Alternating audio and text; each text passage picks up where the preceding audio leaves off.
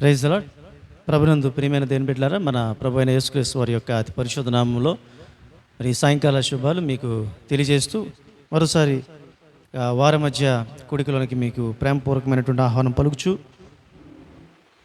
మరి దేవుని యొక్క ఉచితమైనటువంటి కృప ద్వారా మనము ఈ సండే నుంచి కూడా మనం మందిరంలో ఆరాధన ప్రారంభం చేసి ఉంటున్నాం. అయితే మధ్యాహ్నము 1 గంట వరకు మాత్రమే సమావేశాలకు సమయం ఇచ్చింటున్న కారణం చేత మరి గురువారం ఆరాధన మాత్రం ప్రస్తుతానికి ఆన్లైన్లో చేస్తుంటున్నాం. మరి ఈ సమయంలో ఇక కూడికను మనం ప్రారంభం చేసుకుందాం. తలలు వంచి కళ్ళు మూసుకున్నట్టయితే ఈ కూడికను ప్రారంభం చేసుకుందాం. పరమ తండ్రి, మా ప్రియ యేసు ప్రభువా, నీ పరిశుద్ధమైనటువంటి పాదములకు లెక్కలేని స్తుతులు, వందనములు, స్తోత్రములు చెల్లిస్తుంటున్నాం. మరోసారి నాయన, మరి ఈ యొక్క వార మధ్య కూడికలో భాగంగా నీ పాదాల చెంతకు రావడానికి చూపించిన మహాకృపను బట్టి నీకు లెక్కలేని స్తుతులు, వందనాలు, స్తోత్రాలు చెల్లిస్తూ మరి నాయన, మరి ఈ కూడిక మరి ఆన్లైన్లో జరుగుతుంటుండగా నాయన తండ్రి, నాయన మరి ఈ కూడికలో నాయన తండ్రి ఈ ఆరాధన వీక్షిస్తున్నటువంటి నాయన సంఘ బిడ్డలందరినీ కూడా దృష్టించండి ప్రభాతన నాయన. ఇది మాకందరికీ కూడా గొప్ప ఆశీర్వాదకరంగా ఈ యొక్క ఆరాధన ఉండేటట్లు నువ్వు సహాయం చేయమని బ్రతిమలాడుతూ వేడుకుంటున్నాం. సమస్త ఘనత, మహిమ, ప్రభావాలు నాయన నీవే ఈ యొక్క కూడిక ద్వారా తెచ్చుకుని మనం బ్రతిమలాడుతూ వేడుకునొచ్చు. ఈ ఆరాధనలో పార్టిసిపేట్ చేసే ప్రతి బిడ్డలకు కూడా గొప్ప ఆశీర్వాదకరంగా ఈ ఆరాధన ఉండేటట్లు సహాయం చేయమని నజరేయుడగు యేసు అతి పరిశుద్ధ నామములో అతి మిక్కిలి వినయంతో ఈ ప్రార్థన అడిగి వేడుకుంటున్నాం తండ్రి, ఆమేన్. Praise the lord. దేవుని బిడ్డలారా, మరి సమయంలో గొప్ప దేవుడు అని శక్తి సంపన్నుడు అనేటువంటి కీర్తన మరి పాడుచుంటుండగా మరి తెలిసినటువంటి వారు ఈ యొక్క కీర్తన నాతో కలిసి పాడవలసిందిగా ప్రభు పేరిట మీకు మనవి చేస్తున్నాను. గొప్ప దేవుడవని, శక్తి సంపన్నుడని, గళమెత్తి నిన్ను నేను గానమాడేదను. రాజుల రాజువని, రక్షణ దుర్గమని, నీ కీర్తిని నేను కొనియాడేదను. గొప్ప దేవుడవని, శక్తి సంపన్నుడని, గళమెత్తి నిన్ను నేను గానమాడేదను. రాజుల రాజువని, రక్షణ దుర్గమని, నీ కీర్తిని నేను కొనియాడేదను. హల్లెలూయా నా యేసునాథా, హల్లెలూయా నా ప్రాణనాథా, హల్లెలూయా నా యేసునాథా, హల్లెలూయా నా ప్రాణనాథా.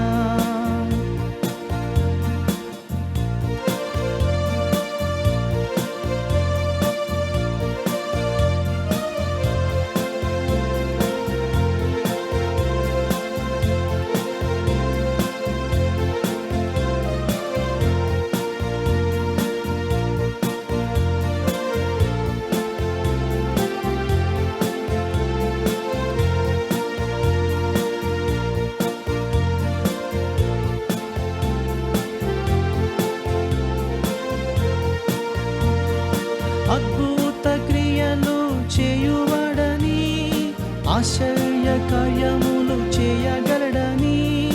అద్భుత క్రియలు చేయువడని, ఆశ్చర్య క్రియలు చేయగలడని. అద్వితీయుడవని, ఆది సంభూతుడని, ఆరాధించేద నిత్యము నిన్ను.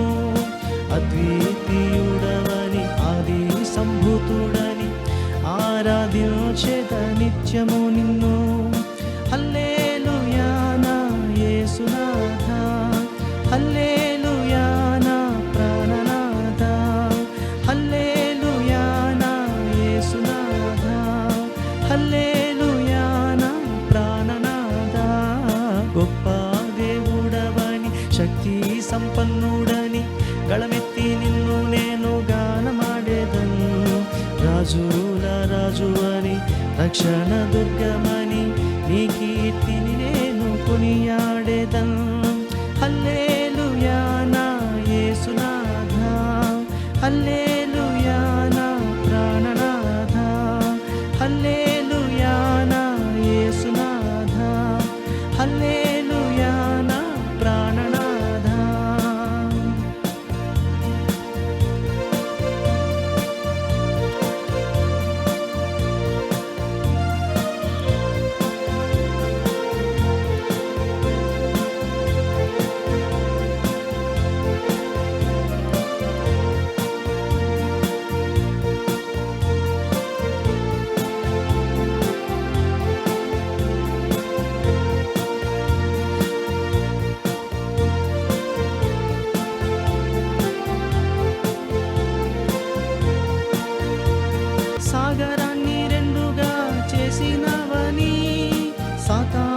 శక్తులను తుంచగలవని, సాగరాన్ని రెండుగా చీల్చినవని, సాతాను శక్తులను తుంచగలవని, సర్వోన్నతుడవని సర్వసంపన్నుడని సాక్ష్య గీతమునే పాడేదన్.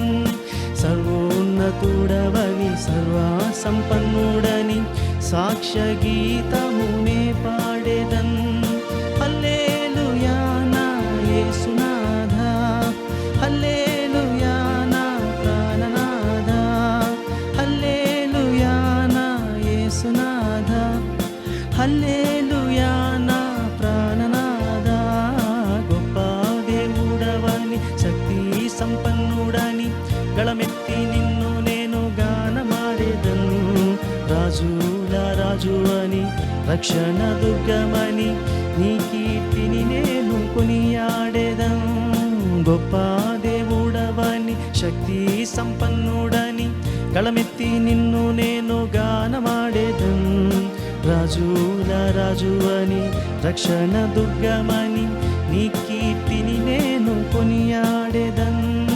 హల్లెలూయా నా యేసునాథా, హల్లెలూయా నా ప్రాణనాథా, హల్లెలూయా నా యేసునాథా, హల్లెలూయా నా ప్రాణనాథా. హల్లెలూయా. Praise the lord. ప్రభునందు ప్రియులారా, మరోసారి ప్రభుని స్తుతిస్తూ కనపరుస్తూ మరి ఈ సమయంలో మరోసారి ఈ రీతిగా మిమ్మల్ని కలుసుకోవడానికి దేవుడు నాకు ఇచ్చినటువంటి ఈ యొక్క చక్కటి అవకాశాన్ని బట్టి నేను ప్రభుని స్తుతిస్తూ కనపరుస్తుంటున్నాను. మరి సమయంలో చిన్న ప్రార్థన చేసుకుందాం. అది తల్ల వంచండి, కళ్ళ మూసుకునండి. సర్వశక్తిమంతుడా మా ప్రియ యేసు ప్రభువా, మరోసారి నీ పాదాల చెంతకు కూర్చుంటున్నాం తండ్రి నాయన. ఇగోనైనా మరి ఇక వార మధ్య కూడికలో అందిస్తున్నటువంటి ఈ యొక్క వాక్యము ప్రభా నాయన, మరి ఈ వాక్యము ద్వారా నీ బిడ్డలతో మాట్లాడమని బ్రతిమలాడుతూ వేడుకున్నాడు చున్నాం తండ్రి నాయన. వినగలిగే చెవులు, గ్రహించేటువంటి మనస్సు నీ బిడ్డలకి అందరికీ కూడా దయచేయమని బ్రతిమలాడుతూ వేడుకున్నాడు చున్నాం తండ్రి నాయన. ప్రతి ఒక్కరికి కూడా మేలుకరంగా, ప్రయోజనకరంగా వాక్య పరిచయం ఉండేటట్లు సహాయం చేయమని వేడుకున్నాడు. ఏ చీకటి శక్తుల యొక్క ప్రభావం మాపై లేకుండా సహాయం చేయమని వేడుకున్నాడు. నజరేయుడగు యేసు అతి పరిశుద్ధ నామములో అతి మిక్కిలి వినయంతో ప్రార్థన వేడుకుచున్నాం తండ్రి, ఆమేన్. ప్రభునందు ప్రియమైన దేవుని బిడ్డలారా, మరి గత వారము దేవునితో సహవాసం చేయుట, ఆయనతో సహవాసం చేసే క్రమంలో దేవుడిచ్చేటువంటి భద్రత, ఆయనతో సహవాసం లేకపోతే మనకు వచ్చేటువంటి నష్టములు ఎటువంటి స్థితిలో ఉంటాయో వాటిని గురించి గత వారము ధ్యానం చేయడం జరిగింది. మరి గత 2 వారములు దేవునితో సహవాస ఫలమైనటువంటి ఒక సందర్భాన్ని మనము ధ్యానం చేస్తూ ఉన్నాం. అందులో 2 భాగాలు మనం చూసాం. మరి 3వ భాగంగా ఈ రోజున ఒక ప్రత్యేకమైన అంశంతో మీతో నేను మరి మాట్లాడాలని ఆశపడుతున్నాను. ఈ రోజున మన టాపిక్ నీటి ఊటలు వీడి ఎండమావులు చేరి, ఇది మన యొక్క టాపిక్. సో మనిషి మనసుకు, తన ఆత్మకు శాంతిని వెదుగుచు, మరి ఆ ఆత్మకు మనసుకు శాంతి చేకూరుటకు గాను ఈ లోక సంబంధమైనటువంటి ఎన్నో సుఖాలను వెతుక్కుంటూ వెళ్తూ ఉన్నాడు. అన్ఫార్చునేట్గా ఆత్మీయ జీవితానికి సంబంధించి కూడా తనకి స్వాంతన ఈ లోకంలోనే ఉంది అనేటువంటి ఒక భ్రమలో తిరుగుతూ ఉన్నాడు. ఈ లోకంపై వ్యామోహం అనేటువంటిది ఒక దాహం. ఈ లోకంపై వ్యామోహం కలిగి ఉన్నటువంటి వాడికి ఎవరికి కూడా ఆత్మీయమైనటువంటి దాహము తీరదనేటువంటి విషయం ముందుగా తెలుసుకోవాలి. ఆశ మంచిదే, కానీ ఆశ నెరవేర్చుకోవడానికి వెదికేటువంటి గ్రౌండ్ మాత్రం, అది ప్లాట్ఫామ్ మాత్రం సరైనటువంటి ప్లాట్ఫామ్ కాదు. ఆత్మీయమైనటువంటి దాహము తీరాలంటే ఖచ్చితంగా ఈ లోక సంబంధమైనటువంటి ఈ వరల్డ్లీ థర్స్ట్ని తప్పకుండా మనం విసర్జించాల్సిన అవసరత ఉంటుంది. లోక సంబంధమైనటువంటి దాహాన్ని ఎప్పుడైతే విసర్జించగలుగుతామో అప్పుడు మాత్రమే ఆత్మీయమైనటువంటి దాహము తీరుతుందనే విషయమును మనము తెలుసుకోవాలి. చూడండి, పెట్రోల్, వాటర్ ఈ 2 ఉంటాయి కదా, ఈ 2 కూడా భూగర్భం నుంచి వస్తాయి. 2 కూడా సో 2 కూడా చూడడానికి ఒకలాగే ఉంటాయి. 2 కూడా భూమిలోనే పుట్టినటువంటివే అవి. కానీ ఈ రెండిటికి కూడా సిమిలర్ క్యారెక్టరిస్టిక్ ఫీచర్స్ ఉండవు. ఒకటేమో మండించేటువంటి గుణం కలిగి ఉంటుంది, ఒకటేమో చల్లార్చేటువంటి గుణము కలిగి ఉంటుంది. ఈ లోకం ఒక పెట్రోల్ లాంటిది. తర్వాత మనకు ఈ లోకంలో ఉండేటువంటి ఒక దాహం ఏదైతే, లోకం మీద ఉండేటువంటి వ్యామోహం ఏదైతే ఉంటుందో, ఇలా లోక కోరికలు తీర్చుకోలేనటువంటి దాహం ఏదైతే ఉంటుందో అదొక ఫైర్ లాంటిది అనమాట. ఈ ఫైర్ అనేటువంటి దాహం వాటర్లా కనబడేటువంటి పెట్రోల్ మీద ఎప్పుడైతే పడుతుందో అప్పుడు నిజంగా దాహం తీరదు, కానీ మంట పుడుతుంది. మరి పెట్రోలు అగ్గి కలిస్తే దాని ద్వారా వచ్చేటువంటి మంట ఎలాంటి పరిస్థితికి దారితీస్తుందో మనకు తెలియదు ఏమీ కాదు. కాబట్టి చాలామంది ఈ లోక సంబంధమైనటువంటి వ్యామోహాల ద్వారా నా దాహం తీర్చుకుంటాను, నా కోరికలు తీర్చుకుంటాను అనేటువంటి ఆలోచన ముందుకు వెళుతూ వారి జీవితాలను వాళ్ళు పాడు చేసుకుంటున్నారు. అలాంటి సందర్భాలు మన కనుసన్నల్లో చాలామంది కనబడుతున్నారు. వాళ్ళని మనం చూస్తూ ఉన్నాం. వారు ఎలా పాడైపోతున్నారు, ఎంత భయంకరమైన పరిస్థితుల్ని వారు చవి చూడాల్సి వస్తుందో మనకి కొత్త ఏమాత్రము కాదు. ఆత్మీయ సంబంధమైనటువంటి దాహము తీరాలంటే ఖచ్చితంగా ఒక మార్పు అనేటువంటిది మనలో సంతరించుకోవాలి. ఏమిటా మార్పు అంటే, ఈ లోక సంబంధమైనటువంటి దప్పిక, లేకపోతే ఈ లోక సంబంధమైనటువంటి కోరికలు నేను తీర్చుకోవాలి అనేటువంటి ఆ వ్యామోహంతో కూడినటువంటి ఆ దప్పిక మనలో నుండి పోవాలి. అది పోవాలంటే యోహాను సువార్త 4:14 ఆయన ఏమంటున్నాడంటే, నేనిచ్చు నీళ్లు త్రాగువాడు ఎప్పుడునూ దప్పికొనడు. అంటే ఆ దప్పిక పోవాలంటే దేవుడిచ్చేటువంటి నీళ్లు త్రాగాలి. మరి ఆయన ఇచ్చేటువంటి నీళ్ళు ఏమిటంటే అది జీవజలం, అది అంటే లైఫ్ గివింగ్ వాటర్ అనమాట. అంతే మనం బ్రతికించేటువంటి నీళ్లు. ఇర్మియా 17:13 అంటున్నాడు, యెహోవాను జీవజలముల ఊటను విసర్జించున్నారు, నేను నీళ్ళు ఇస్తానంటున్నాడు. ఎట్టి నీళ్ళు ఇస్తానంటున్నాడు? నేను జీవజలాన్ని ఇస్తానంటున్నాడు. తర్వాత ఇర్మియా గ్రంథకర్త ఏమంటున్నాడు? దేవుడే జీవజలం అంటున్నాడు. యోహాను సువార్త 4:14 నేను ఇచ్చేటువంటి నీళ్లు నిత్య జీవముకై అవి ఊరిడి నీటి బొగ్గగా ఉండును అంటున్నాడు. అంటే ఆయన ఇచ్చేటువంటి ఆ నీరు ఏదైతే ఉందో, ఆయన ద్వారా మనం పొందుకునేటువంటి నీరు ఏదైతే ఉందో, ఆయనను మనం పొందుకునేట ఏదైతే ఉందో అది మనలను నిత్య జీవానికి తీసుకువెళ్తుంది. శాంతి సమాధానం, నిజమైనటువంటి శాంతి సమాధానాన్ని మనకి కలుగు చేస్తుంది అని మరి యేసుక్రీస్తు ప్రభువారి యొక్క యోహాను సువార్తలో తెలియజేస్తున్నాడు. సరే, మరి ఇది ఎలా దొరుకుతుంది?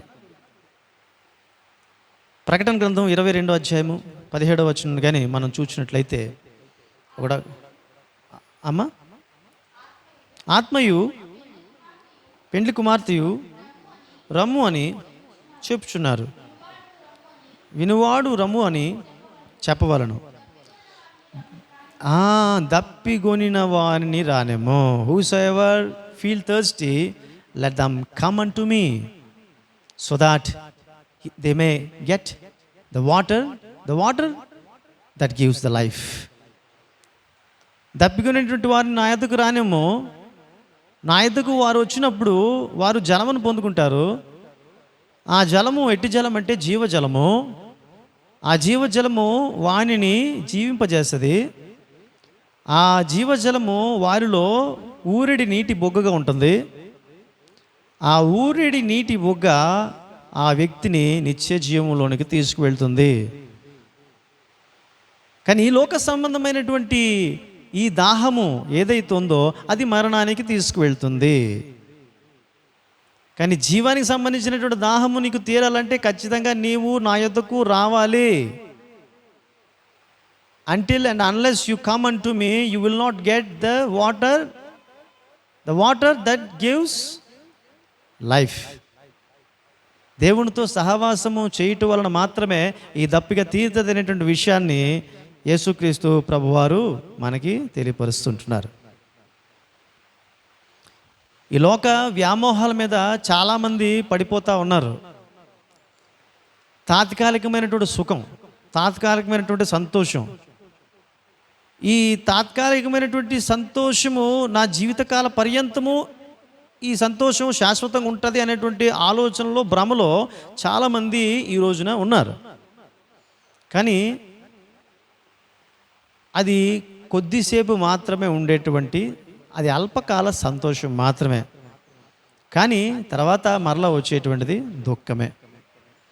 తాగుతాడు అనుకోండి, తాగేసిన తర్వాత తాగే టైంలో బాగానే ఉంటాడు. కానీ తాగుతున్నప్పుడు తనకి ఆలోచన వస్తూ ఉంటుంది, ఏమిటి నేను నా జీవితం. అప్పటికప్పుడు సంతోషం కలిగి తర్వాత తను పాడైపోతున్నాడు, తన కుటుంబం పాడైపోతుంది, తన లైఫ్ పాడైపోతుంది, తన హెల్త్ పాడైపోతుంది అని తెలుసు తనకి. కానీ మరి ఆ వ్యామోహంలో ఇంకా ఈ లోకంలో నాకు ఏదో ఉంది, నాకు ఇంకా ఏదో సుఖం ఈ లోకంలోనే నాకు ఉంది అనే ఆలోచనతోటి ఇంకా తప్పు మీద తప్పులు చేసుకుంటూ సగటు మనిషి వెళ్ళిపోతున్నాడు. సగటు విశ్వాసి అని చెప్పుకునేటువంటి వాడు కూడా ఆ రీతిగానే జీవిస్తూ ఉంటున్నారు.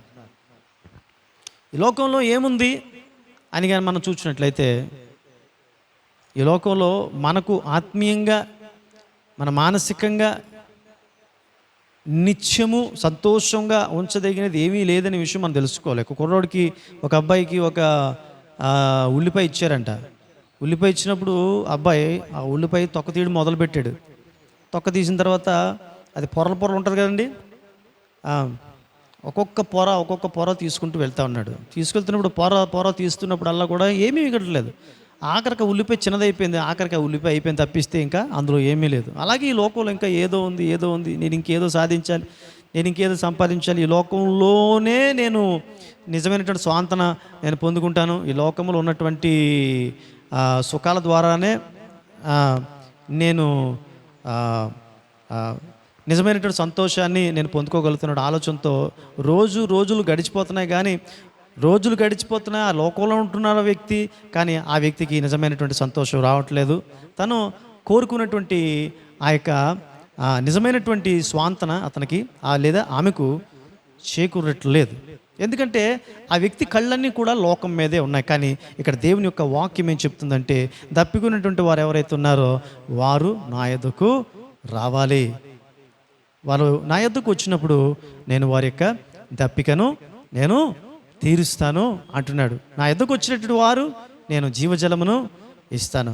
సో ఆ దప్పిక కావాలి అంటే ఖచ్చితంగా ఒక దప్పిక పోవాలి. ఈ లోకంలో ఈ లోక సంబంధమైనటువంటి దప్పిక పోతేనే కానీ ఆ దప్పిక రాదు. ఆ దప్పిక వస్తేనే కానీ మన ప్రభువు చెంతకు మనము రాలేము. ఎందుకు నీ జీవితంలో ఇంకా నువ్వు ఒకవేళ ప్రభు యొక్క సన్నిధికి సాన్నిధ్యానికి నువ్వు రాలేకపోతున్నావేమో, ఆయన సహవాసంలోనికి నువ్వు రాలేకపోతున్నావు, దానికి కారణం ఏంటంటే ఈ లోకం మీద ఉన్నటువంటి దాహము, ఆ దాహం తీర్చుకోవాలనేటువంటి ఆలోచనతో ఒకవేళ నీవు ఇంకా లోకం వైపు చూస్తున్నావు. అందుకనే దేవుని యొద్దకు రావాలి, దేవుని వైపు చూడాలి, దేవుని సన్నిధిలో గడపాలనేటువంటి ఆలోచన బహుశా లేకపోవచ్చు. అయితే దేవుడు అంటున్నాడు, ఆ దప్పికను నువ్వు విడిచిపెట్టినట్లయితే నేను నీకు జీవజలాన్ని ఇస్తాను. ఆ జీవజలాన్ని నువ్వు ఎప్పుడైతే ఆస్వాదిస్తావో నీకు ఇక ఆ దప్పిక అనేటువంటిది ఉండదు. ఖచ్చితంగా ఈ జీవజలం పొందుకోవడానికి నువ్వు తప్పకుండా నా యొద్ద నీవు సహవాసము చేయాల్సిందే అనేటువంటి విషయాన్ని యేసుక్రీస్తు ప్రభువారు మనకి తెలియజేస్తుంటున్నాడు. ప్రసంగి గ్రంథం 12వ అధ్యాయం 8వ వచనంలో మనం చూసినట్లయితే వ్యర్థమని ప్రసంగి చెబుతున్నాడు. సమస్తము వ్యర్థం అంటున్నాడు. ప్రసంగి గ్రంథం అంతా చదివినప్పుడు అంత వ్యర్థం అంటాడు. ఇక్కడ చక్కటి మాట చెప్తాడు, అంత వ్యర్థమే, సమస్తము వ్యర్థమని చెప్తున్నాడు. ఈ లోకం ఒక ఎండమావి లాంటిది, రైట్? ఒక mirage, just like a mirage the word. ఎండమావిని చూడండి, ఎప్పుడైనా సరే మనం దూరం నుంచి చూస్తున్నప్పుడు అక్కడ నీరు ఉంది అనుకుంటాం, మన దగ్గరికి వెళ్ళి అక్కడ నీరు ఉండదు. ఈ లోకం కూడా ఒక ఎండమావి లాంటిది అంటే సాధు సుందర్ సింగ్ గారు భక్తుడు. సో ఆత్మీయమైనటువంటి తృష్ణ నేను ఎలాగ తీర్చుకోగలుగుతాను అనే ఆలోచన కలిగి ఉన్నప్పుడు, ఒకవేళ లోకంలో కానీ ఏదైనా ఉందా అని కానీ నువ్వు చూసినట్లయితే ఖచ్చితంగా ఆత్మీయమైనటువంటి తృష్ణ దాహం తీరడానికి ఏ సాధనము లేదు అనే విషయం ముందు తెలుసుకోవాలి. అయితే మరి ఆత్మీయమైనటువంటి దాహం తీరాలంటే ఏం చేయాలి అని ఆలోచన చేసినట్లయితే ఒకే ఒక ఆల్టర్నేట్ ఉంది, అదే దేవాది దేవుని యొక్క సన్నిధిలో గడుపుట. ఇర్మియా గ్రంథంలో 2వ అధ్యాయము 13వ వచనంలో ఆయన ఒక మాట చెప్తాడు, చూద్దాం. అందులో నా జనులు 2 నేరాలు చేశారు అంటాడు ప్రభువు. 2 అభియోగాలు, 2 నేరాలు చేశారు అంటాడు. మొట్టమొదటిది ఏమిటంటే జీవజలముల ఊటనైనటువంటి నన్ను విడిచిపెట్టారు. రెండవది తమ కొరకు బద్దలైనటువంటి నీళ్లు నిలువని తొట్లను తొలిపించుకున్నారు. జీవజలం నన్ను విడిచిపెట్టేసి ఉంటున్నారు. ఇశ్రాయేల్ ప్రజలు దేవుణ్ణి విడిచిపెట్టేశారు. సో దేవుని విడిచిపెట్టి అన్యస్తమైనటువంటి జీవితం జీవిస్తున్నారు. అన్య దేవుళ్ళు, అన్య దేవతలు వారికి దేవుళ్ళుగా భావించుకొని అన్య సుఖాల్లో పడిపోయి వారు దేవునికి దూరం అయిపోయి ఉంటున్నారు. అందుకనే అక్కడ ఇశ్రాయేల్ ప్రజలు ఉద్దేశించి మాకు చెప్తున్న మాట ఏంటంటే జీవజలం, నేనే జీవజలం అంటున్నాను, లైఫ్ గివింగ్ వాటర్ అయినటువంటి నన్ను విడిచిపెట్టేశారు. అంతేకాదు వారు బద్దలైపోయినటువంటి యొక్క నీళ్లు నిలువైనటువంటి తొట్లను వాళ్ళు తొలిపించేసుకున్నారు. అందులో ఎన్ని నీళ్ళు వేసినప్పుడు కూడా అది బయటికి వెళ్ళిపోతూనే ఉంటుంది.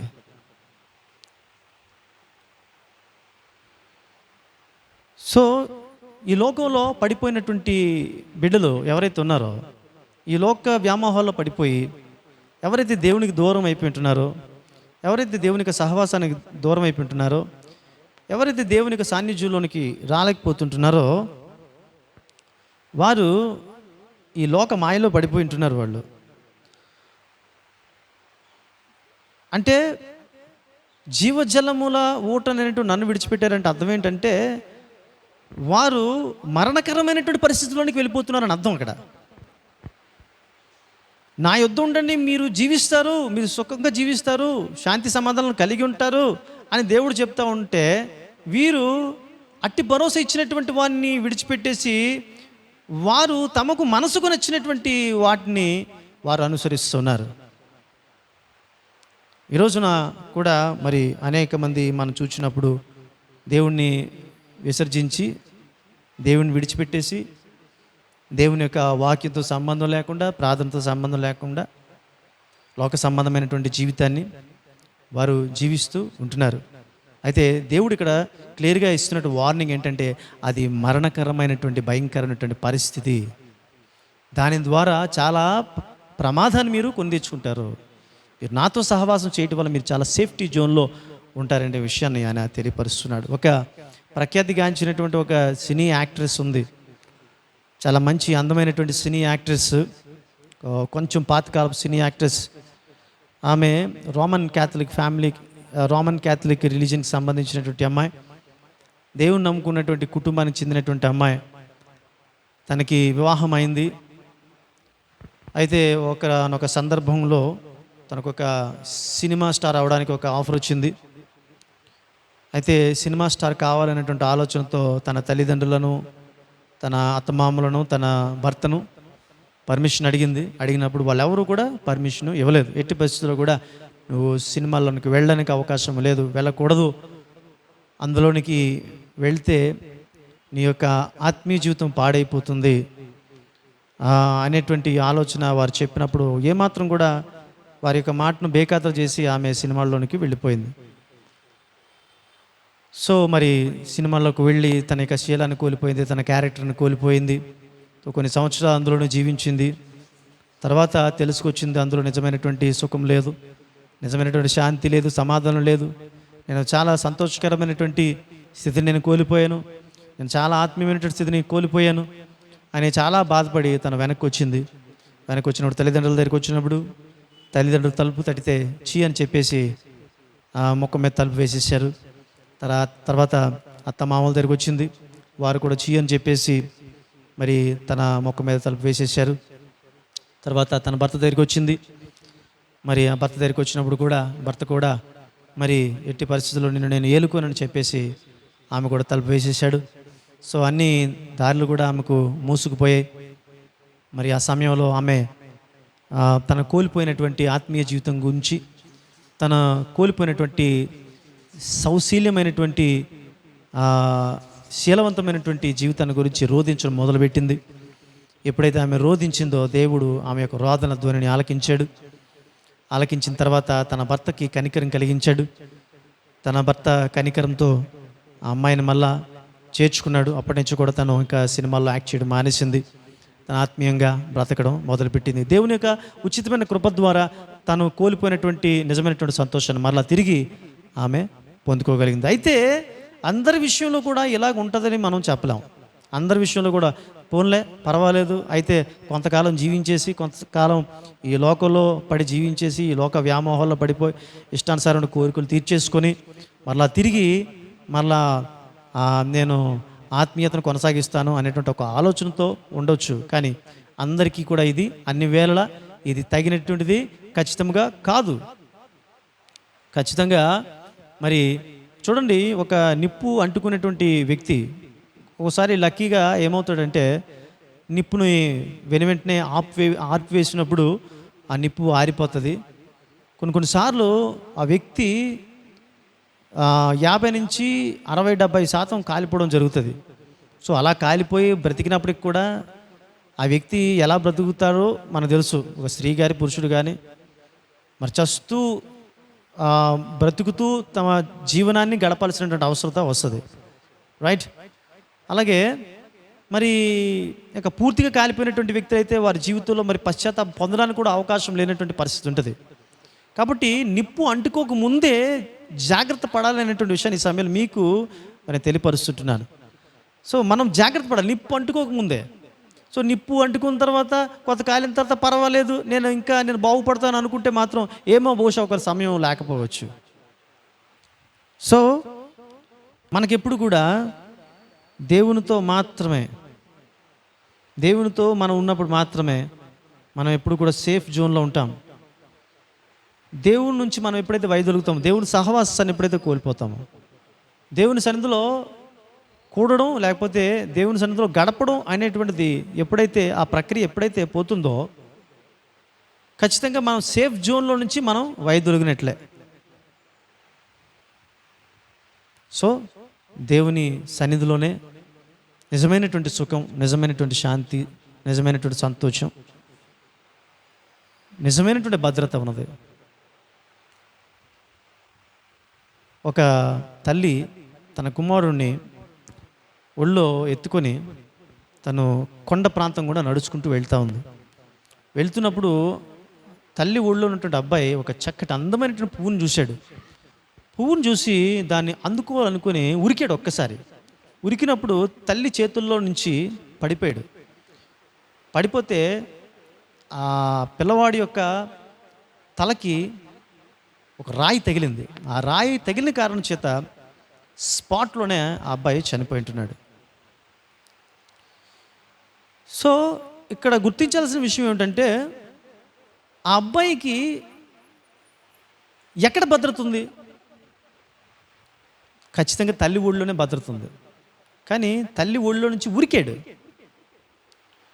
దేవుని సన్నిధిలో నుంచి మనం ఎప్పుడైతే లోకం వైపు ఉరుకుతామో మన జీవితం దెబ్బతినేస్తుంది. దేవుడితో పెట్టుకుంటే లేదా దేవుడు అనేటువంటి పాయింట్గా నేను పెట్టుకుంటే నేను బ్రతకలేను, దేవుడు అనేటువంటి ఒక ఆలోచన కానీ నేను ఒక నిబంధన కానీ పెట్టుకున్నట్లయితే ఖచ్చితంగా నాకున్నటువంటి సుఖాలను లేదా నాకున్నటువంటి కోరికలను నేను పొందుకోలేను. కాబట్టి దేవుడు అనేటువంటి ఒక కాన్సెప్ట్ నేను పక్కన పెట్టేసి లోకంలో జీవిస్తాను అని ఎవరైతే ఆలోచన చేస్తూ ఉన్నారో వారు ఖచ్చితంగా సేఫ్ జోన్లో లేరు అనే విషయాన్ని జ్ఞాపకం చేసుకోవాలి. దేవునితో నీవు ఉన్నప్పుడు మాత్రమే. అయితే దేవునితో ఉన్నప్పుడు నీకు శ్రమలు, శోధనలు, సమస్యలు రావని కాదు, కానీ దేవునితో మనం ఉన్నప్పుడు ప్రతి విధమైన సమస్యలు, శోధనలు వస్తాయి. అయినప్పటికీ కూడా మనకి ఆయనలో భద్రత, కాపుదల ఉన్నది. ఆయనలో ఉన్నప్పుడు ఎలాంటి పరిస్థితులు, దుస్థితులు వచ్చినప్పటికి కూడా ఆయన కాపుదల మనకుంటుంది.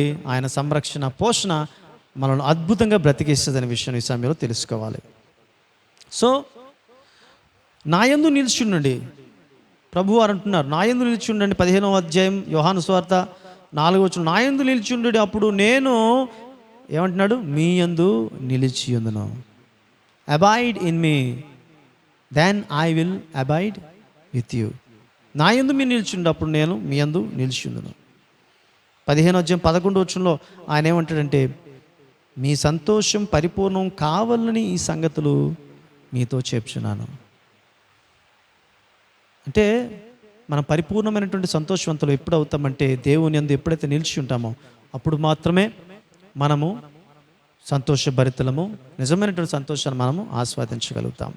చూడండి, ఎప్పుడైనా సరే ఒకవేళ ఆదివారం వచ్చినప్పుడు ఆ ఆదివారం దేవుని సంధికి రాకుండా, దేవుని సంధిలో గడపకుండా ఒకవేళ ఏ పెళ్ళికో ఏ పేరెంటంకో వెళ్ళినప్పుడు మనసులో గద్దింపు వస్తుంది, అయ్యో నేను దేవుని సంధికి వెళ్ళలేకపోయాను.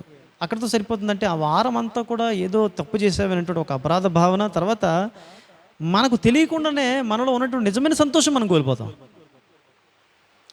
ఎప్పుడు ప్రార్థన చేసేటువంటి వాళ్ళు ఒకవేళ కొద్ది రోజులు ప్రార్థన చేయడం మానేస్తే ఖచ్చితంగా ప్రార్థన చేస్తున్నంత కాలం కూడా ఎన్ని శ్రమలు శోధనలు వచ్చినప్పుడు కూడా వారిలో ఒక విధమైన ధైర్యము సంతోషము కలిగినప్పుడు ఈ ప్రార్థనను విడిచిపెట్టేసినప్పుడు, దేవునితో సహవాసాన్ని విడిచిపెట్టేసినప్పుడు ఈ లోక సంబంధమైనటువంటి ఈ లాభాలు ఎన్ని వనగూరినప్పటికీ కూడా ఏదో ఒక వెలితి, ఏదో కోల్పోయామనేటువంటి ఒక భావన, ఏదో అపరాధం చేశాము అనేటువంటి భావన, ఏదో తెలియనటువంటి ఆందోళన మనల్ని కమ్ముకుంటుంది. కానీ దేవునితో మనము సహవాసం చేస్తున్నట్లయితే ఆయన చెప్పినటువంటి నియమ నిబంధనలు ఖచ్చితంగా పాటిస్తూ ఆయన యొక్క కనుసన్నల్లోనే మనం ఉంటూ అవసరమైతే ఆయన కోసం ఈ లోక సంబంధమైనటువంటి వాటిని త్యజించేటప్పుడు, దానివల్ల ఎలాంటి శ్రమలు శోధనలు సమస్య వచ్చినప్పుడు కూడా నిజమైనటువంటి ఆనందాన్ని మనము కలిగి ఉంటాం. అందుకనే నా యందు నిలిచి ఉండండి, అప్పుడు నేను మీ యందు నిలిచుందును, మీ సంతోషము నా యందు పరిపూర్ణము కావాలని నేను ఈ మాటలను మీకు చెబుతున్నానండి. యోహాను సువార్తలో యేసుక్రీస్తు ప్రభువారు తెలియజేస్తున్నారు. కాబట్టి ప్రియ దేవుని బిడ్డలారా, దేవునితో సహవాసం, ఆయనతో సహవాసం చేస్తే నిజమైనటువంటి స్వాంతన, నిజమైనటువంటి సంతోషం, నిజమైన సమాధానం మనం కలిగి ఉంటాం. ఈ లోకంలో పడిపోతూ ఎందరో తమ ఆత్మీయ జీవితాన్ని చంపేసుకుంటున్నారు. ఈ లోకం కొరకైనటువంటి దాహం తీర్చుకోలేనటువంటి ఆలోచనతో జీవజలముల ఊటైనటువంటి ప్రభువారిని విడిచిపెట్టేస్తుంటున్నారు. ఈ లోక సంబంధమైనటువంటి దప్పికలు తీర్చుకోవాలి అనేటువంటి ఆలోచన చేసేటువంటి నీవు దేవుడిచ్చేటువంటి నీళ్ళను నువ్వు త్రాగలేవు. ఎందుకంటే ఆ దప్పిక నీలో రాదు.